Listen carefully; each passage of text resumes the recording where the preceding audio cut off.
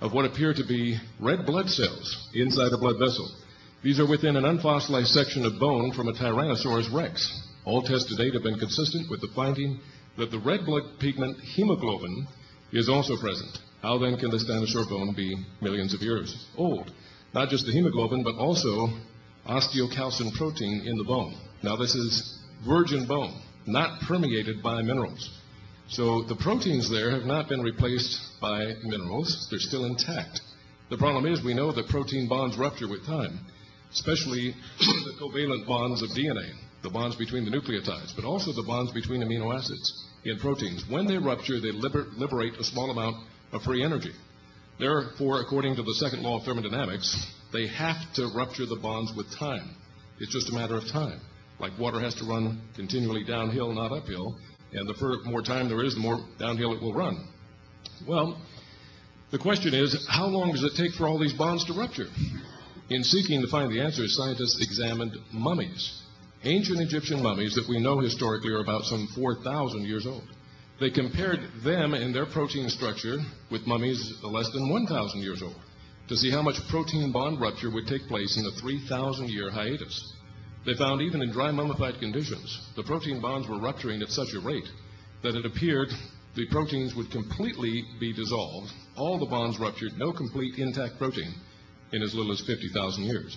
DNA with its covalent bonds that are even more delicate, it would only take 10,000 years. 10,000.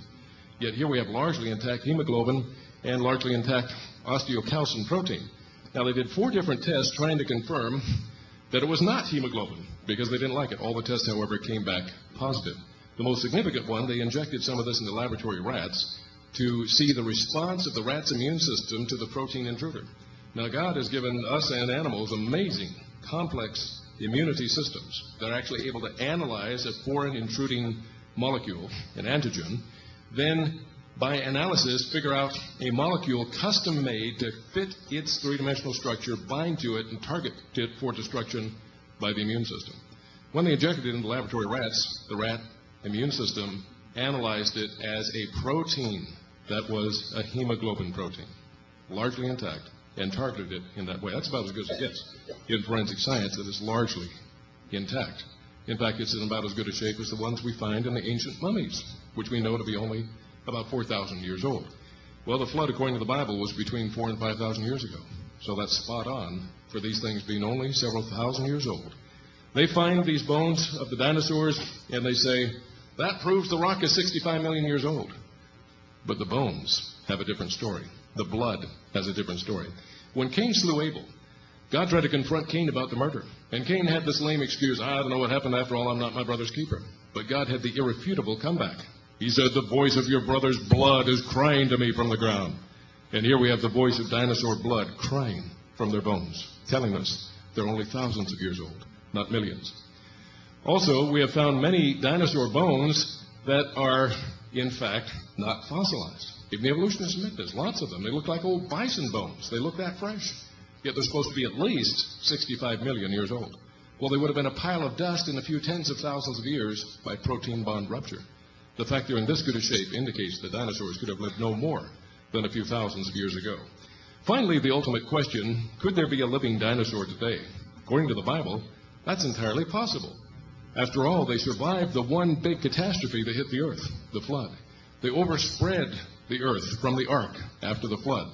If some of them migrated to areas sparsely populated by their main nemesis, their main antagonist, the dragon slayer, man, why, they might still be alive today. And indeed, there are such reports in the Amazon basin of South America, and especially the Likawala swamp of the Congo of Africa. Dr. Roy Mackal, the author of this book, he was professor of zoology at the University of Chicago and an evolutionist. And yet he was an open-minded evolutionist. He said, you know, we were wrong about the coelacanth fish. We were wrong about the tuatara lizard. We were wrong about the Komodo dragon and so many other things that the natives in the area told us were still alive, and we were too educated. We thought, they've been drinking their bath water. They don't know what they're talking about. We know what evolution says. And he said, time and again, we've been proven wrong because we're so prideful we won't listen to what the natives say. He said, the natives here in the Congo have been giving reports for more than 2 centuries of a creature they call Mokele Mbembe, which means he who blocks the flow of rivers. And he said the description they give sounds like a sauropod dinosaur, like an Atlantosaurus or some variety of an Apatosaurus. So he said, we got to at least check it out. After all, it might be true. He raised his own money. He went on an expedition. He went clear down into that swamp. And the picture that he put on the front of his book illustrates a story told to him by the pygmies there, how back in 1959, they surrounded and speared and killed the small Mokele Mbembe trying to break through their fishing barrier on the shores of Lake Tile. They even ate it. I don't know what it tasted like, Bronto burgers or something like that. But they said that that was the main area where they were found. Well, Dr. Mackel penetrated further into that unexplored swamp than any scientist had ever gone before. He walked into a remote picnic village, and when he did, the whole village went in an uproar. Everybody began to jump up and down and scream and shout and holler and point and gesture at him and rush on him in one accord. And so he turned to his interpreter and says, do you understand their dialect? Please tell them I'm a foreigner. I don't know their traditions. If I've done something to violate a taboo, tell them I'm very sorry and I don't want to upset anybody. And by the way, do you even understand what they're saying? And the interpreter says, well, yes, Dr. Mackel, we know what they're saying. Basically, they're saying this. Come and look and see. You can't believe it, but it's true. The legend of the big, tall white man. They really do exist. One's walked into our village. You got to look at him. These people had never seen a white man in their life. Now, they'd heard stories, but it was, to them like, Paul Bunyan and Jack and the Beanstalk. Nobody takes those stories seriously. There ain't no such thing as big, tall white men. But then Dr. Mackel walked in their village and go, oh, my goodness, the legend is true. Dr. Mackel was very happy. He wanted people untouched by modern scientific knowledge. These people didn't have satellite television. They didn't have a subscription to National Geographic. They'd never seen a white man, and they ought not to know what a dinosaur looks like. So he called forward only eyewitnesses. He gave them a piece of paper, a pencil. He said, you draw what you saw, Mokele Mbembe. They would draw a very credible picture of a sauropod dinosaur. Well, Dr. Mackel was fascinated by that. He learned from them that Lake Tile was one of the major haunts of this creature. He tried to make it up there, but he ran out of time and money. And so he had to return. However, 2 other expeditions did make it in the early 1980s, the Herman Regusters expedition and the Congo government-sponsored expedition, both of which were entirely staffed by evolutionists, zoologists, and biologists. They all came back swearing they had seen this living dinosaur, a small sauropod dinosaur, in the vicinity of Lake Tile. Unfortunately, their camera equipment was ruined and the film ruined when they had an accident that fell in the lake. However, they did bring back a tape recording of the deep-throated roaring sound this creature would make. It was compared with the voice print of any roaring creature on scientific record and was distinctly, uniquely different, absolutely not close to anything. Documenting in a concrete way, there's some big critter there that science has not documented yet. And the evolutionists' own eyewitnesses said it was a sauropod dinosaur.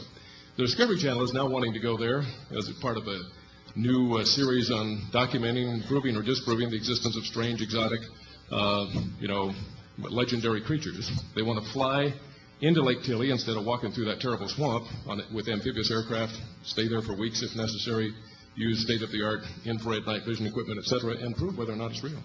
The problem is we have a terrible civil war going on there again, and we need to pray that God will change the political situation and allow some of these major end-time revelations to be brought forth.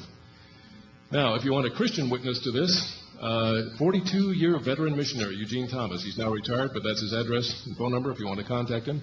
He said he had 2 pygmies in his mission in Congo, Africa that claimed to have killed a Mokele Mbembe